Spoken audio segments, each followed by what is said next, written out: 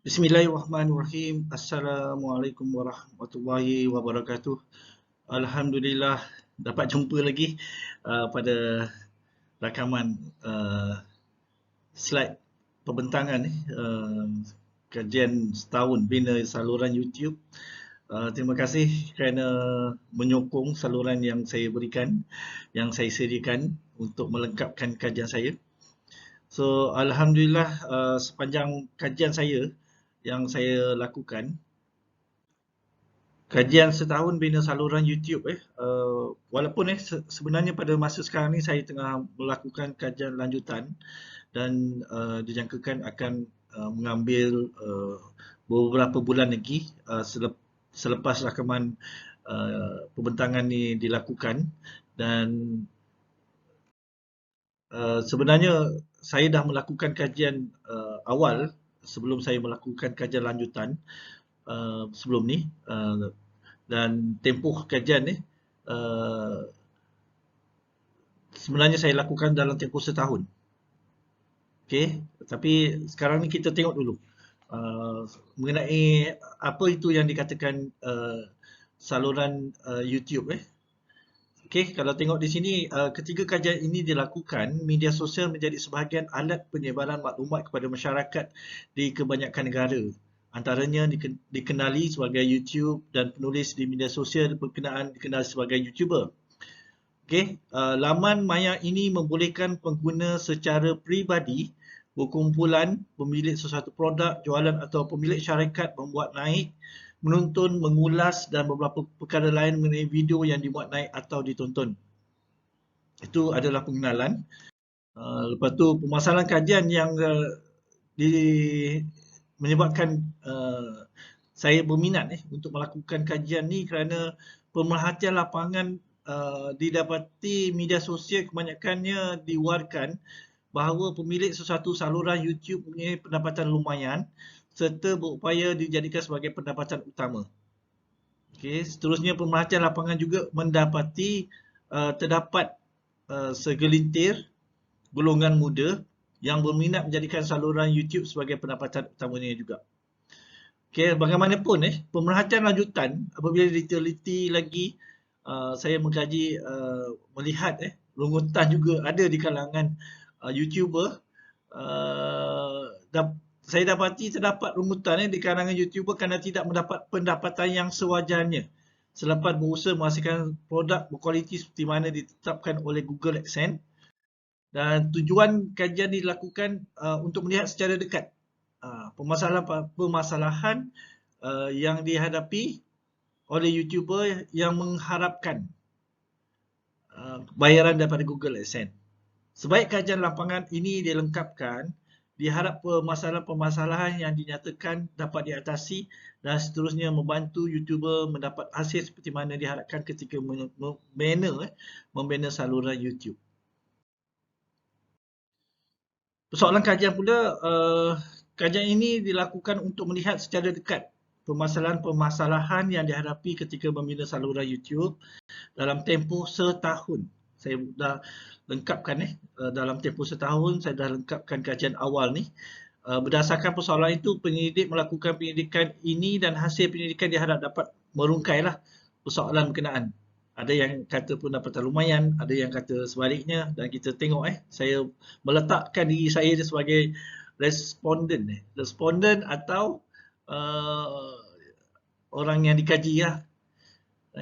Saya ada ni, saya penyelidik, saya juga meletakkan ataupun melakukan kajian secara lapangan. Kajian yang dilakukan ini berdasarkan objektif melihat permasalahan yang dihadapi ketika membina saluran YouTube. Lepas tu mendapatkan tempoh sesuai untuk mendapatkan pendapatan daripada Google AdSense melalui saluran YouTube. Dua objektif kajian Pertama, melihat permasalahan yang dihadapi. Yang kedua, mendapatkan tempoh sesuai. Okey, penyelidik menggunakan saluran saya bagikan ni. So boleh lihat di sinilah sebagai sampel kajian pertama bermula 15 April 2021 hingga 15 April 2022 dalam tempoh setahun. Hasil dapatan data daripada saluran YouTube berkenaan dianalisa dan dinyatakan dalam bentuk data bagi memudahkannya dianalisa. Okey, imbasan teori yang digunakan menggunakan teori model pemrosesan maklumat sosial yang didapati sesuai untuk dijadikan sebagai sandaran. Teori yang digunakan juga didapati berupaya membantu penyidik membentuk sesuatu kenyataan berhubung sesuatu fenomena yang dikaji. Teori model pemrosesan maklumat sosial yang diperkenalkan oleh Schmidt dan Steinfeld pada tahun 1990 ini berlandaskan teori kekayaan media. Teori ini melihat penggunaan teknologi komunikasi bergantung kepada faktor tujuan, tugas dan media yang ada. Maksudnya penggunaan teknologi komunikasi itu bergantung pada tujuan lah, ataupun faktor tujuan, tugas dan media yang ada. Pengalaman silam, metodologi kajian pula, penyidik melakukan kajian ini dengan menganalisa data di saluran YouTube yang dibina. Kawasan kajian pula penyidik menggunakan laman sesawang Facebook lah sebagai promote saluran YouTube ni. Dan saluran YouTube yang subscribe, saluran YouTube yang dijadikan sebagai sampel kajian lah. Dan persampelan, menggunakan media sosial Facebook milik penyidik sendiri seperti mana yang dinyatakan sebelum ni. Dikenalikan oleh penyidik sendiri menggunakan laman web Sulaiman Saleh quiz2blogspot.com dan http Sulaiman Saleh quiz2.blogspot.com sebagai platform promosikan saluran YouTube milik penyidik serta para subscribe saluran YouTube yang digaji. Selain itu, kaedah analisa data dipenuhi dari email penyidik Sulaiman Saleh 1971@gmail.com. Sejak maklumat daripada youtube.com atau peringatan daripada Google AdSense disampaikan ke alamat email ni lah berkenaan. Hasil kajian hasil penyidikan hingga penyidikan ini disiapkan, terdapat 207 video dihasilkan dan kebanyakan video berkenaan dikumpulkan dalam bentuk senarai main, iaitu di mana selain daripada itu bagi mendapatkan saluran daripada Google AdSense, pemilik saluran YouTube harus mempunyai syarat berikut, iaitu 1,000 subscribe. Okey, alhamdulillah dapat capai. Pengesahan 2 langkah perlu aktif pun sudah diselesaikan. 4 jam tontonan umum tak dapat. Tak capai pada masa itulah, dan tiada bantahan garis pandang komunikatif yang aktif. Memang yang ni selesai lah, tak ada bantahan Okey, yang ni tak sampai. 4,000 jam tontonan tak sampai. Okey, tempoh kajian dilakukan mendapat 28,024 tontonan. Jumlah langganan sebanyak 1028, lepasilah daripada 1,000 lebih 28 jam tontonan 1040 jam berbanding 4,000 jam tontonan yang disyaratkan. Bagaimanapun jumlah tontonan didapati dikira dalam tempoh setahun. Dia akan tolak Dia akan tolak kalau saya punya, contohlah saya dah capai, saya dah capai 4,000 dalam masa 12 bulan. Tapi kalau saya tak aktif 2 minggu selepas satu tempoh 12 bulan tu dah masuk bulan yang ke-13. So bulan yang awal dalam terawal tu akan ditolak. So jumlah syarat tu lah saya pun tak terjangkau tak terfikir tu. Benda ni perlu diambil perhatian. Tentang jam tontonan ni adalah masalah utama saya masa dalam lakukan kajian ni. Bagaimanapun jumlah tontonan didapati dikira dalam tempoh setahun, seperti yang dinyatakan di sini, dan jumlah akan ditolak setiap hari selepas tarikh berkenaan. Hasil penyelidikan didapati saluran YouTube yang dijadikan sebagai sampel gagal capai jam tontonan umum yang ditetapkan dan masih tidak layak ditayangkan iklan pada setiap video yang dihasilkan. Okey, bila saya lihat video saya ada yang sudah melepasi tontonan 100, iklan akan mula ditayangkan sebelum video sebelum video berkenaan disiarkan.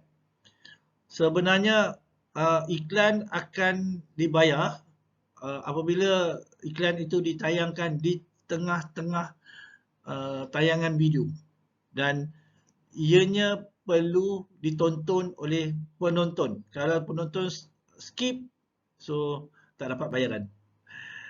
Yang itu setahu saya lah setakat ni. pada pendidikan awal saya ni. Okey, data di bawah menunjukkan pecahan umur dan jantina penonton dah. Kalau tengok di sini umur penonton yang 13 hingga 17 ada sebanyak 9%, sorry 0.9%, 18 hingga 24 7.1%, 25 hingga 34 5.8%, 35 hingga 44 tahun 83, dan yang paling tinggi sekali tontonan adalah 45 hingga 54 72.8%. Yang lain tu 55 hingga 64 ada 3.5%, 65 ke atas pun ada lagi tontonan. Jadi maksudnya di sini yang paling tinggi sekali berumur 45 hingga 54, yang kedua tinggi 18 hingga 24, dan yang ketiga tinggi yang ni 35 hingga 44, yang kedua tinggi, dan yang ketiga tinggi 18 hingga 24 tahun. Itu perbezaan je lah. Dan jenis peranti yang digunakan semasa menonton, komputer 55.6%, telefon mudah alih 39.4%, 39.9%, tablet 4.3%, TV 1.2%. Maksud di sini komputer lah yang paling tinggi, mungkin laptop ataupun personal komputer PC, dan yang kedua adalah telefon mudah alih. Sebab lebih kurang dalam 40%, kalau yang komputer sekitar 56%. Jaraknya tidak begitu jauh. Dan tempoh setahun kajian dilakukan ini, pendidik dapati terdapat beberapa kaedah yang berupaya digunakan oleh seorang YouTuber untuk mendapatkan pendapatan daripada Google AdSense. Antaranya, YouTuber harus berusaha memastikan setiap video yang dihasilkan perlulah minimal 10 minit dan sebaiknya 20 minit. Minimal 10 minit dan sebaiknya 20 minit. Jumlah penghasilan video kira-kira 3 hingga 4 video seminggu. 3 hingga 4 video seminggu. Kalau jumlah 10 hingga 20 minit lah. Kalau nak satu video satu minggu, saya cadangkan lebih 20 minit. Sekitar 20 hingga 30 ataupun 40 minit. Tapi masalahnya jika terlalu panjang video tu, biasanya orang akan skip ataupun tarik video tu ke depan. Tontonan juga akan ke depan. So sebenarnya sama je. Saya rasa saya belum buat kajian berapa lama tontonan seorang penonton. Saya rasa pun pandangan lah. Sekitar 10-12 minit ataupun bawah 20 minit itu sesuai lah. Tapi sebaiknya kita buat lebih video lah, tapi agak penat lah. Buat video 3 hingga 4 tu seminggu sebenarnya satu masa yang agak lama, di mana kita buat record lagi, dan satu lagi masalah yang bukan permasalahan, tapi perkara yang harus dilakukan, kita kena standby. Kita tak boleh nak terus shoot baru nak ambil barang tu nak disusun dan sebagainya. Sebab kita kena lancar. Perjalanan rakaman tu perlu selancar yang mungkin supaya kita tidak membazir masa. Kedua, tidak berlaku sebarang masalah teknikal. Ianya boleh berlaku kalau kita asyik skip, asyik pause kan. Dia boleh berlaku masalah teknikal. Okey, dan dia harus dicapai dalam tempoh 8 hingga 10 bulan. Kalau lebih awal daripada itu, lagi bagus. Selain tu, peruntukan masa cadang kira 6 jam sehari. 6 jam sehari bagi menghasilkan dan mengedit video yang dihasilkan. Video memang sebaiknya diedit. Kalau tidak nanti macam-macam timbul. So, kalau boleh edit lah, walaupun simple edit. Penyelidik juga mencadangkan penyelidikan lanjutan dilakukan bagi mendapatkan data yang lebih baik untuk membolehkan produk video yang sesuai hingga berupaya menarik perhatian penonton, serta jam tontonan yang diperlukan dapat dicapai dalam tempoh kurang daripada setahun. So saya sedang lakukan penyelidikan ni lanjutan. Alhamdulillah saya rasa dah hampir 2000 jam tontonan yang terbaru ni. So saya tengah push lagi supaya dia terus melepasi 2000. hampir 2,000 jam tontonan daripada 4,000 yang diperlukan, dan saya tengah harap saya dapat melepasi 2,000 dan mencapai 3,000. Target saya lah, mungkin dalam setiap bulan tu melepasi 500 jam tontonan, dan saya akan cuba sebab saya kena cepat. Tidak nanti dia akan tolak jam tontonan yang lama. Dia akan memberikan impact kesan kepada jam tontonan yang diperlukan, iaitu sebanyak 4,000 jam tontonan. Okey, tayangan iklan di tengah-tengah YouTube video berupaya memberi pendapatan kepada YouTuber dan memberikan sumber pendapatan utama ataupun sampingan. Kita akan cuba lihat nanti apabila saya melengkapkan kajian lanjutan saya. Dan ini dia adalah rujukan saya.